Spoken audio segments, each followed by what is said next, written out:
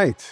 Welcome. Excited to have you guys here with us today to talk about data and really talk about this constant problem that everybody has around how they can get their data in the right spot to continue modernization. And it feels like you're consistently on this never-ending treadmill of updates and trying to modernize. And so, super excited to have this conversation.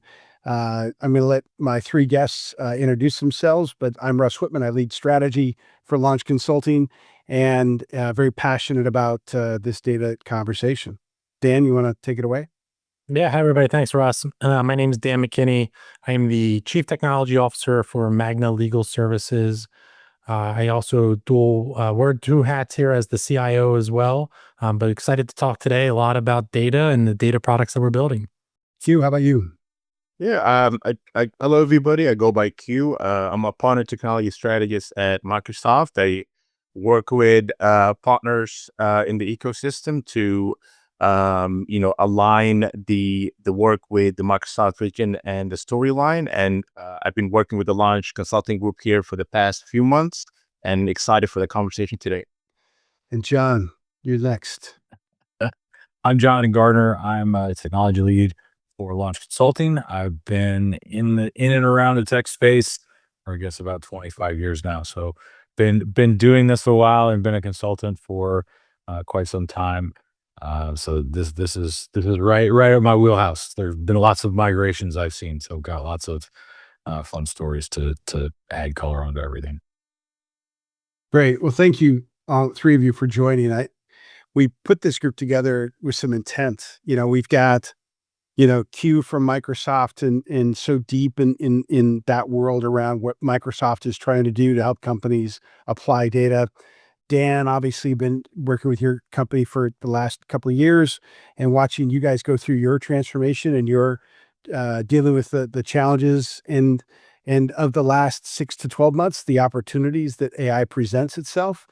And John, I get to work with you all the time around actually implementing and executing these things. So you guys are three great people to have as a part of this. So when we take a step back, let's start with the AI component and why today AI gets us, two sides, both this great opportunity, but also this great challenge, because we've all heard it, there's no good AI without data. And so I'd like to start really quickly there with, Dan, working with you really closely. How are you thinking about, or have you thought about over the last 18 months, your data journey, and what about AI is transforming you or changing that path to what degree? Yeah, that's a great topic, Russ. I mean, for AI for us, is going to serve many purposes, probably like most companies. We're looking at it first as, what kind of net new products, services can we bring to market? And then on the other side, how do we become more efficient as a company, get more done using AI? And so, on the first part about creating new products to market, I think that's really where getting your data sort of in order is most pertinent because for us, at least in the legal space, we have a ton of data, large amounts of PDFs, long file documents that we have lawyers that need to go through and analyze. And so we can quickly offer them some simple solutions that don't necessarily need a learned amount of data to understand, but to get us to the next level, we need to be able to provide context against those solutions. And that context comes from having really good historical data to understand contextually what it is the human is asking for, what they're trying to derive out of this. So, yeah, for our journey, certainly started about getting a lot of the data in order. For us, it was first, what is out there? Where is the data? How much of it? How do we get after it? How do we bring it in? And then from there, it's sort of, a lot of slicing and dicing to understand where's the true value in the data, which part needs the most attention to maybe get cleaned up and prepared to be put into solutions. And then where did we have gaps? Where did we think we could get, to an end state with, building a data-driven solution and know that we have some gaps there. So certainly getting the sort of overarching picture of what does our data look like, our data lake, data warehouse, whatever you want to call it. Sort of first getting that picture was the key step for us to know where we could go and sort of what products we could build that would bring that differentiation to us that we needed. Well, what I love about your story is that you have basically every data challenge that could be presented is in your world because you have recorded conversations, you have video, you've got all those PDF documents, a bunch of other documents. You have to support, different uh, laws because you're in a regulated industry. You have high demand customers that aren't necessarily always up to speed from a technology perspective. So one of the things that I guess I'm sorry, but you've had the challenge of dealing with almost every single data problem you could think of. John, flip that to you because you've been trying to solve these types of data problems for most of your career. What's different today around how you approach these problems that Dan was just talking about compared to maybe just even a few years back?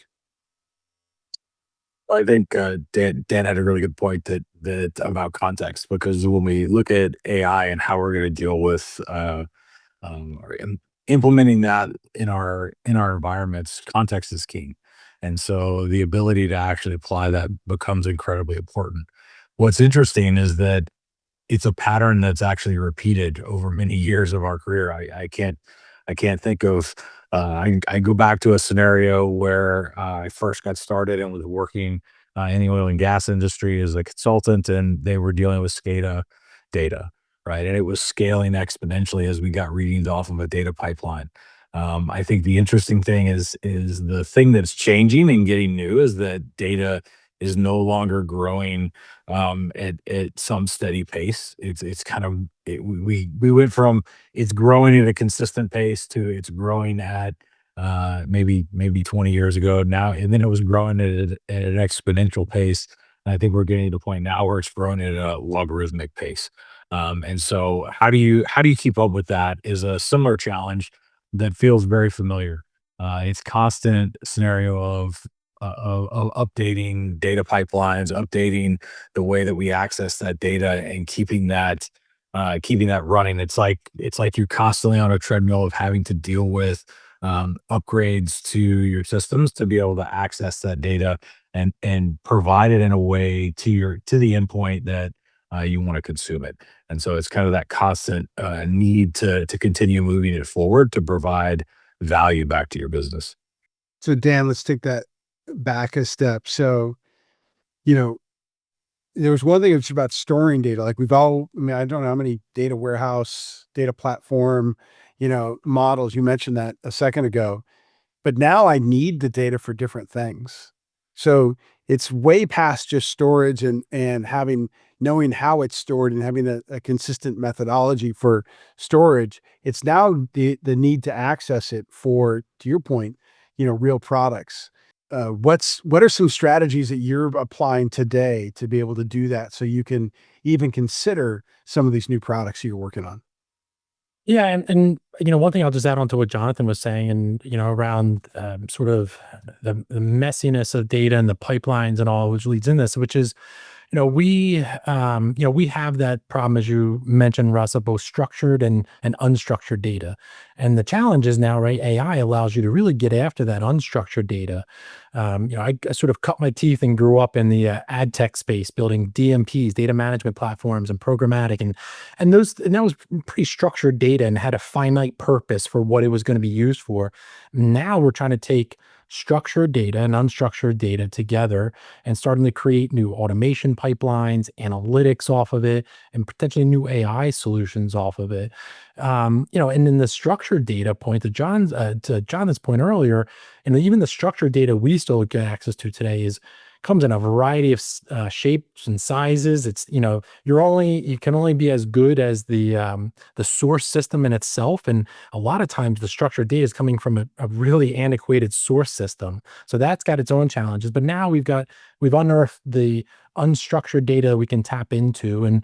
And so the way we're thinking about this here at Magnus, we took very much like an analytical approach to it. We use the data first to visualize how our business is operating. Where can we start to make some critical data driven decisions? And then similar like to ad tech in the programmatic space, which is where can we look at programmatic solutions or automation solutions to help drive those KPIs and those numbers better. And then that's where we can start to say, okay, we need this unstructured data over here. It's got to be able to do X, Y, Z. Start putting a plan together to how to bring that all together and get it into play.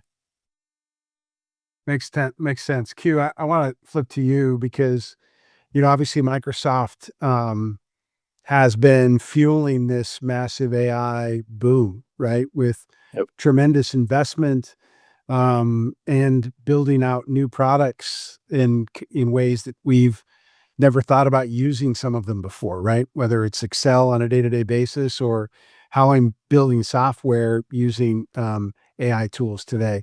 How listening to the stuff that Dan and John described, how is Microsoft positioning its products and services to be able to support this really game change in how companies need to think about data? Absolutely. I think a couple of things that I love hearing is the concept that AI is here and it's important, but I think you have to get your data right state in shape, right? Because if that's not up to date, if it's not optimized, your AI initiative is just not going to be as successful. So you're absolutely right. We've definitely been at the forefront of data and AI. But one of the observations that we see a lot is the even though there is definitely the value seen in AI and having optimized data state, there's still a lot of resistance around change and kind of making that sort of leap into investment into around data and AI. And it's pretty understandable, right, Russ? Because especially in certain industries, think about financial services or healthcare, where you're handling sensitive data or you have certain SLA requirements or downtime with your customers, just not an option. Really change becomes a challenge, right? From a financial and just organizational point of view. So the way we look at it is, that's how kind of how our Microsoft, Fabric came about, right? It's we can certainly do things the old way and with ETLs and sort of some of the legacy concepts. But that's really where our offering on Microsoft Fabric comes into place, where it's a unified sort of SaaS approach to your data and AI initiatives. Yeah, I think what every conversation that I have with a customer around data starts with I've been in a data transformation for some period of time. Like it feels like it just never ends. Every year I'm doing more data transformation.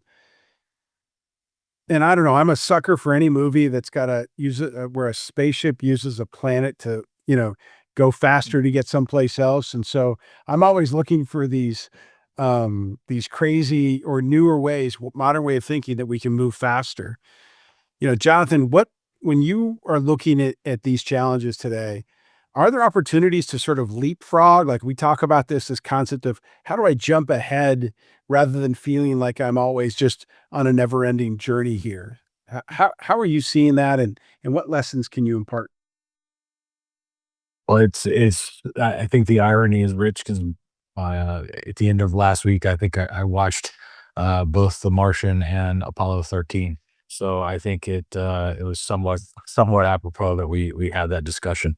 I think that if we were to use a different analogy and kind of look at the data modernization space, it follows similar path to some of the digital transformation we've seen with adoption of cloud.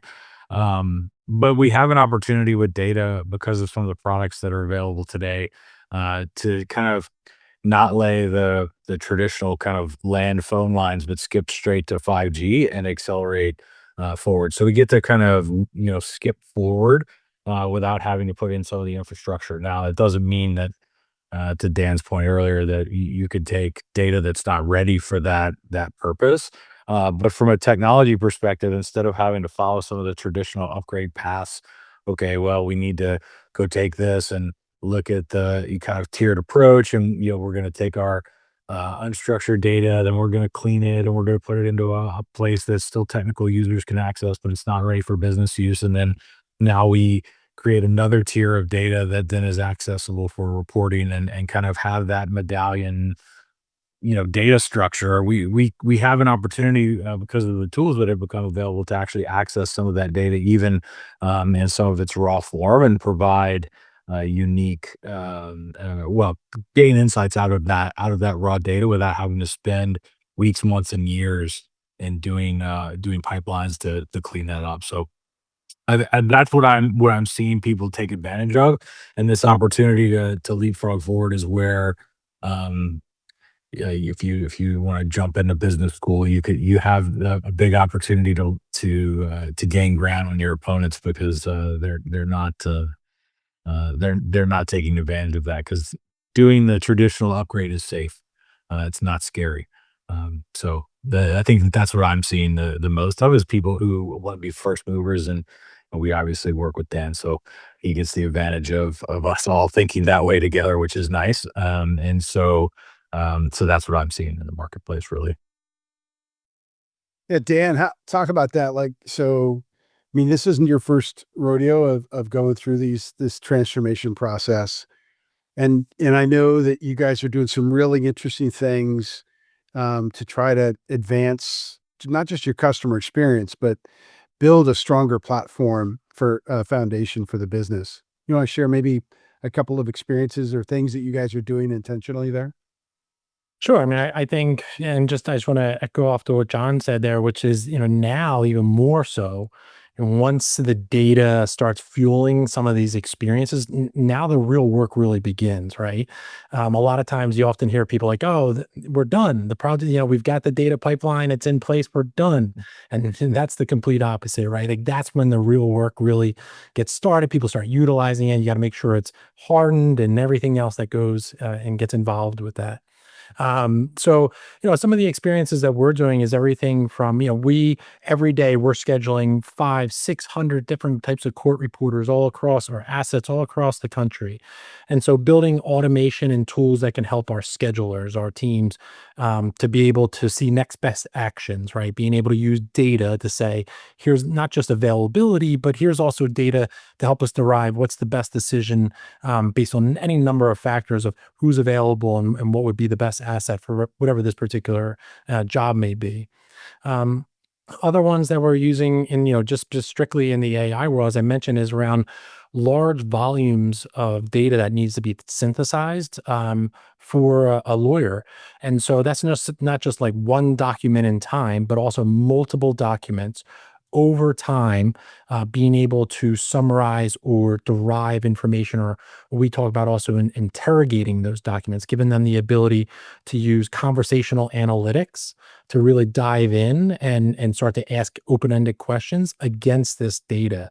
And so empowering moving into conversational analytics, you very much, need to make sure your data isn't just in a good place, but continues to stay in a good place. Because as soon as they start asking it questions and are getting incorrect data back, you lose that trust, you lose that momentum that you have behind it. So absolutely, hardening the data, making sure that your business understands that you need a continuous investment in the data is vital for success. Yeah, I can't. Every single um, lawyer movie I've ever seen. I don't know why we're getting into movies so much in this call, but kind of because like stacks of paper across the desk, they're flipping through it. They're somehow able to connect the dots between one paper over here to one across the room. But that's really impossible, really, if we're honest.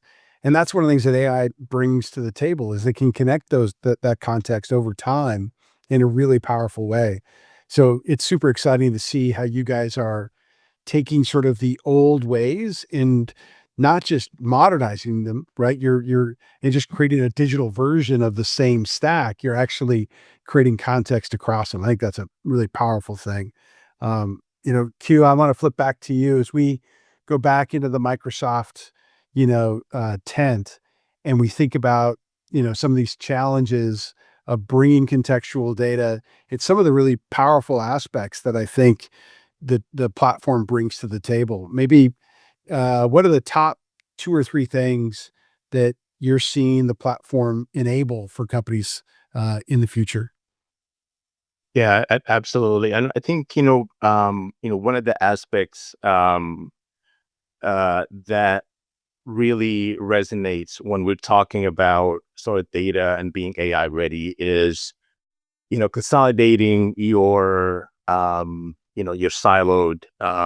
data, so your data state, right? So, we talked about, digitizing the right different documents, for access and AI initiatives. You can have, other data sources, from partners or just, an industry knowledge. And I think, one of the things we're really seeing that is crucial for data and AI success. Is just kind of consolidating those different silos, right? Bringing that in sort of under one roof, and I think that's kind of where again Microsoft Fabric really shines. There is by unifying those fragmented system because. One of the things I don't have a good movie reference, but I have a research reference. There was a recent MIT study, and one of the data points that really resonated with me out of that study is almost 70% of leaders today agree that unifying your data platform for analytics and AI is crucial for their enterprise or just in general data strategy. So there's definitely a consensus that unifying, consolidating your data under sort of one roof is really the sort of the core of a winning formula. And certainly Microsoft Fabric can really help with that. And that's where the core concept around one lake really comes in, right? So the open data lake, Delta Lake, that stores sort of a single copy of your data. A lot of times, if you watch enough Fabric content, you will hear everybody kind of refer to it as a OneDrive for data, sort of one place, and then just multiple ways to access it. And it's really the foundation for all the different Fabric workloads, whether it's data factory for the integration or data engineering for transformation or the Power BI for visualization, or even the real-time intelligence kind of for that streaming insights. So consolidating under one roof, leveraging the one lake concept in Fabric is really one of the ways we see our customers and partners have success. Yeah, that one lake concept I think is super powerful. It's difficult. We talk all the time about silos in business, and it's crazy how many data silos we actually have, even regardless of the number of products out there that have existed. I actually think that we've never had such an amazing opportunity of my technology career that AI provides, but then just the fuel is not just the energy that AI requires. You just really have to sort of be super thoughtful about how your data is playing a role there. And I think Dan was highlighting some great stuff there. Let's, as someone's, let's say somebody's listening, watching this is thinking about, okay, this sounds interesting. I'm compelled. You've got some interesting concepts you're talking about here. I know one of the problems that almost everybody comes up to me with is, well, I don't know where to start this new process. Like Dan talked earlier about it was super analytical. We had to spend a lot of time to get to this, very clear picture of where we were. Dan, how long did that take you guys generally to get to that clear picture? Oh, I don't know if we're even at the clear picture yet, Russ. But I think I think within, a few months of right after again, post your data's in order, you're standing up some dashboards. Now you're moving from, what I call analytics to insights. Right now, you're truly deriving some insights to find out where you can go after. I would say to the audience though, for a lot of companies out there, there's a lot of low hanging fruit that you can start with. Maybe it's not going to be the huge, AI project that's going to, win 9 figures, but there's a lot of low hanging fruit in companies that I think most companies already know. And you can maybe examine a little bit more and say, okay, what kind of ROI might I get here if I were to maybe automate a piece of this or provide some more intelligence, to the humans that are doing this thing. I think starting with some of that low hanging fruit, honestly, more so just to get the muscle memory going of how I want to do this. What is the skill sets that I need? For instance, at Magna, we were able to get a little bit going before we ever even hired our first true AI engineer. Now we've hired multiple AI engineers. But before that, we didn't even have a true AI engineer on staff, right? We're taking our existing data team, existing analytics, existing software engineers and saying, hey, with the tools that are out here, maybe we can knock off a couple of these things and sort of prove the point and show what is the art of possible. So I do think for a lot of companies out there, you can find low hanging fruit to get you sort of that muscle memory to get going. Yeah, and to that and Jonathan, I know that one of the things that we've been doing a lot, leveraging AI recently, is to do diagnostics and get to these understandings of what some of that low hanging fruit is, and to really do an analysis of customers' data. You want to talk a bit about how how that's come about, and maybe more importantly, how AI is making that possible today in a way that it wasn't before. Yeah, I think that since now we're going to shift from movie references to exercise references, I think Dan's on point again with his kind of this idea that um, it's really about developing muscle memory, but I think it's about building muscle and not pilots is kind of the way I think about this. The low hanging fruit and is not the necessarily the thing that um, is gonna win any kind of innovation awards, but truly understanding your processes and rethinking the way that you actually do an entire process, not simply just sprinkling AI on top of a process that already exists, but truly trying to understand how your business works and some of the way things get done is where you kind of build that base, and you can continue to grow on top of that. But how we're doing it today to get back to your kind of answering your question is, um, we're able to come in with a speed because we're actually using AI to go through and do assessments of environments from everything from code bases to actual commits of resources, or even actually reviewing current data pipelines to understand what's actually being transformed and what needs to be done. We can leverage agents in that process to do it faster and with higher fidelity than we ever had before. It doesn't take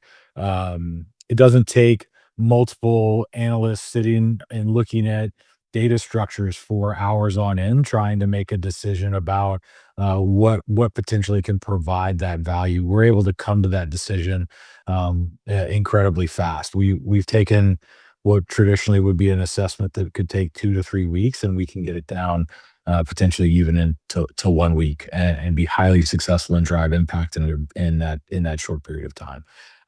Not just doing the assessment, but actually doing some of the actual data transformation in that week. That's the speed with which some of this has been enabled by leveraging AI in the actual process of getting ready to transform an organization to have them be ready for AI. So it's been a really neat part of the process.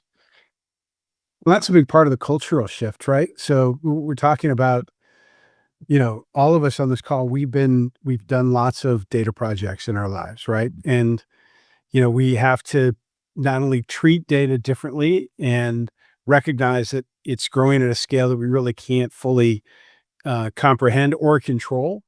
And in fact, the more data products we build, I'm sure Dan's going, okay, wait a second. Every single time I'm in a meeting talking to the business side, they're saying they have all these great ideas that are going to require more and more data, synthetic data potentially. How are we building generated data to support these use cases more efficiently? And yet, you know, so we're drowning in all this data. There's more coming. We have this new challenge of understanding what those pieces are. But the fundamentals haven't changed.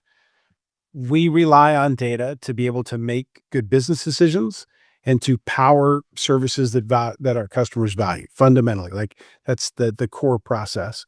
I'd love to jump back to you, Dan, and ask you as you look ahead for this next to 12 months, like you look at 2026, how did you plan for 2026 from a data perspective and an AI perspective, both from a how much it's going to grow, are you thinking about token costs? I mean, what are some of the things as this is the time of year that everybody's doing their annual planning, you know, share some insight to how that's been for you.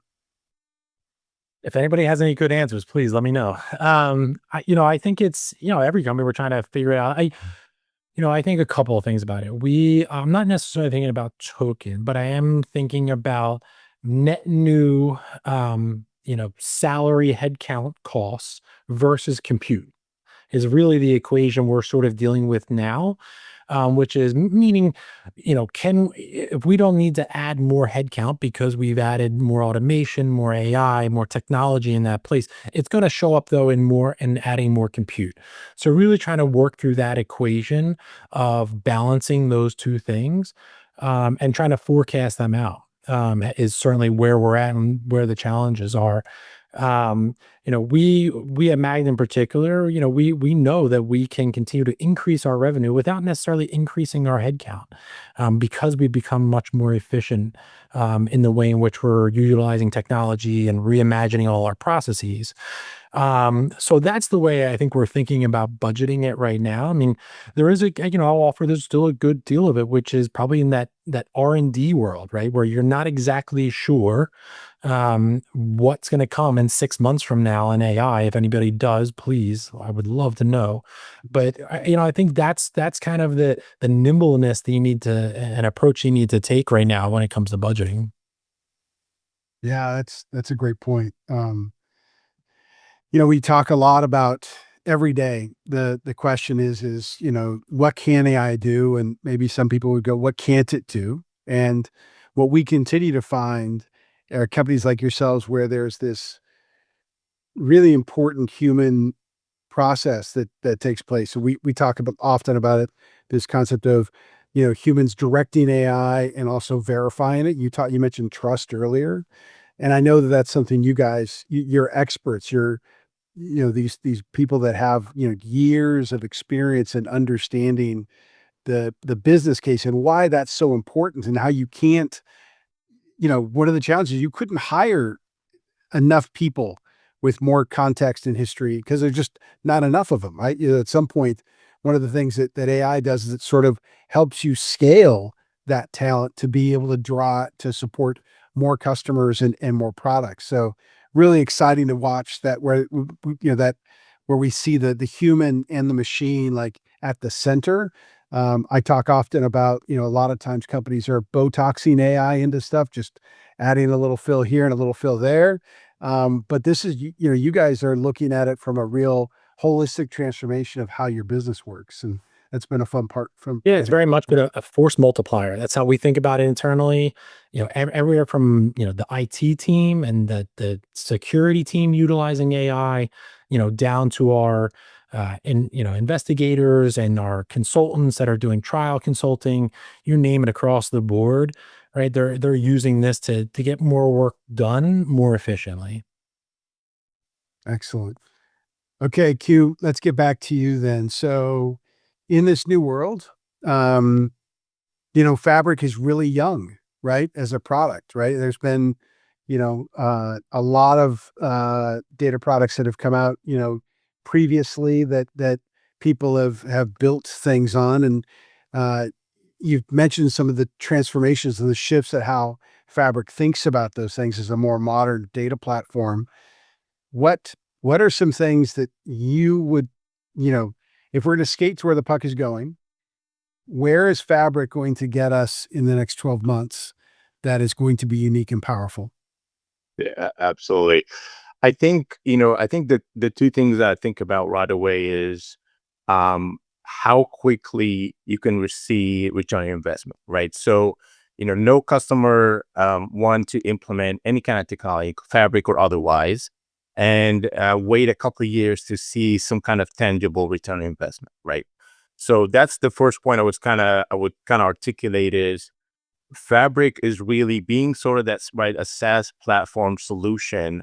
I'm not spending right that 6 months, 9 months setting up a traditional right, data platform, pipeline, ETL, all these other things to start seeing return on investment on my data strategy.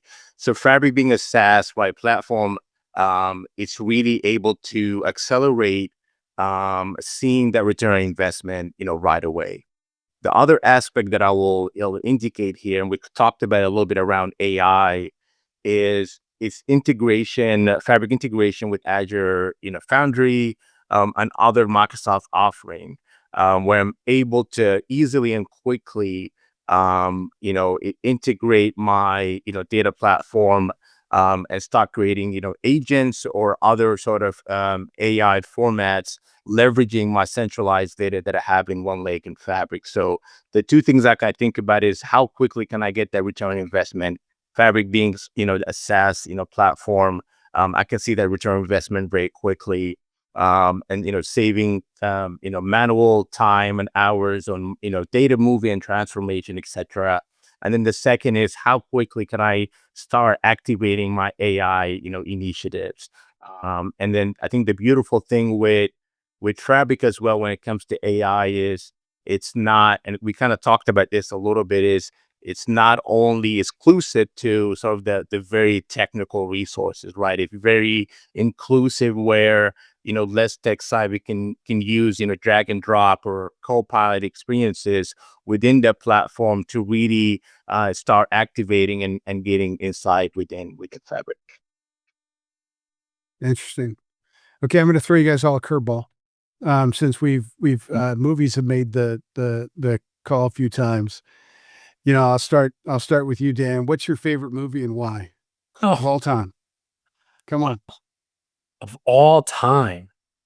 I'll give pressure. I don't know if I can tell you there's a favorite movie. I think it depends on the mood, right? I mean, there's comedies that, that I would go to, and but I'll give you one movie maybe relative to this too. It truly is a movie I always love. It was called The Saint. It had Val Kilmer in it. Oh yeah, It was about nuclear fission, but it had he had this Motorola flip phone, side flip, had full keyboard on it that he used for his espionage and data communications. So that was a movie I loved. I thought it was great. I love the idea of nuclear fission too, and whether that could become a reality. So there's a movie for you. awesome. Q, how about you? Once you said a movie, so I'm a father, and one of my favorite kids to watch with my kids is Home Alone, right? And it came to my head for a couple of reasons. One is holiday season, two because of my kids, and three because it's very actually relevant to our conversation, right, around change. Even though companies and firms might resist change, right, or kind of stay with the old ways, which is kind of the kid's wish of not having a family anymore. So he wanted something that thought he really wanted, but actually turned out to be not what he truly was the best for him. And he kind of regretted that decision later. So I think that's very kind of applicable to the conversation where, you might be scared of change, and true change to be AI ready. But it's actually what you really need to be successful and be a frontier from. Amazing, Jonathan. You knew I was coming to you next, right? Yeah, So you so better I be had a ready. little, I had a little longer to think about it, but maybe I'll just go with Glenn Ross, Coffees for Closers. So as we come to a close on this, so I can give you a line for bringing it on home. But yeah, I think really I probably have one for every mood if we're being honest. So probably pull a whole host of different action movies if we really wanted to. So any kind of in that line, certainly Gladiator is one of my all-time favorites. All good choices for me. It's all the Matrix sort of changed how I think about a lot of things, just about how a movie could be, but also just some of the concepts in there. And I think that we're at this unique stage where we kind of have to recognize just I'd love to be able just to download Kung Fu and be able to do Kung Fu. That'd be super cool. But I do sort of feel like in some ways, AI is giving me superpowers that I never had before. I don't know if it's going to let me fly through the matrix. But I definitely find myself waking up trying to think like there is no spoon, because everything that I've done in the past, I need to sort of reimagine how the future is going to be. Look, I think ultimately, this data challenge that we're facing, alongside with this, massive speeding rocket ship of AI, is forcing us to rethink, everything that we've done in the past. And the tools continue to advance at really amazing speed. And to your point, Q, today more than ever, the users are not just looking at dashboards, they're interacting with data. They're using it for other things. Agents are making decisions on behalf of companies and automating processes based upon quality data. And if we're really going to help any of our companies transform themselves, this is the space that needs the most attention and where the most return on investment comes in. Dan, is highlighting how important and what the strides that Magna is making, modernizing, a company that's been working in this industry for as long as it has and really transforming it is a really powerful thing. Where you guys are going, Dan, is super exciting. Q, thank you for showing up and sharing the vision for Microsoft around Fabric. It's a really exciting one. And Jonathan, I think the key thing is if we bring it back home from where launch sits, anybody that's listening to this now and wants to reach out and connect on our data assessment using our agentic approach to drive some insights and really get to not only that low hanging fruit, but maybe a vision forward where you can move fast, like Dan has been doing for during his time at Magna and really leading that charge. We'd love to help everybody out with that.